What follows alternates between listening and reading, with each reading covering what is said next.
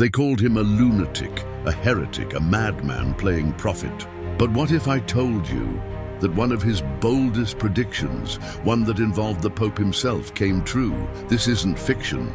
This is the true story of a man whose eerie foresight has left historians, theologians, and skeptics equally unsettled. His name is not one you'll find in most history books. He wasn't a priest, nor a bishop, nor a saint. He was a recluse, a man with visions, a man who claimed decades ago that he had seen the arrival of a pope who would not only shake the foundations of the Catholic Church, but would fulfill an ancient prophecy whispered in shadows since the Middle Ages. I found him, or rather what he left behind. Now, before we go further, let me ask you something.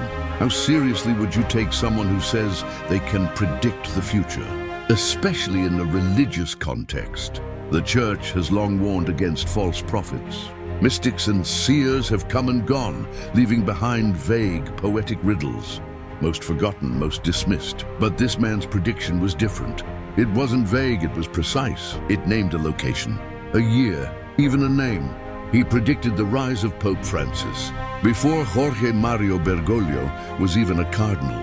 The man's name was Father Lucien, a French monk who abandoned public life in the 1970s after a reported divine encounter during a silent retreat in the Pyrenees Mountains. In a handwritten journal, later archived by a small monastery, he wrote the following in 1972. "In a distant land, one from the south shall wear the white robe. He shall be humble like Francis, and walk not among kings, but the poor.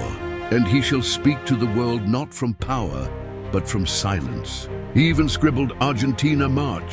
The year he steps forward will be covered in smoke. Fast forward to 2013, Pope Benedict XVI resigns. A cloud of white smoke rises above the Vatican.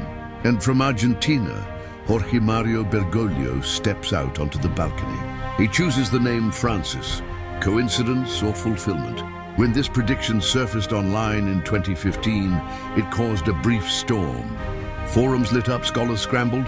Was it a forgery, a hoax? But the ink was tested, the journal dated. The monastery confirmed it had been locked in their archives since the early 80s. The Vatican never officially responded.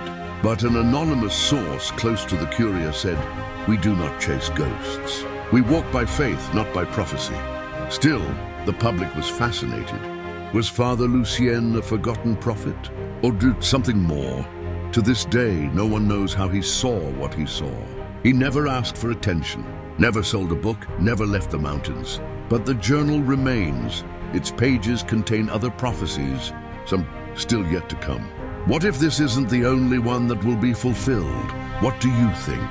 Was Father Lucien truly given a glimpse of the future, or are we seeing what we want to see?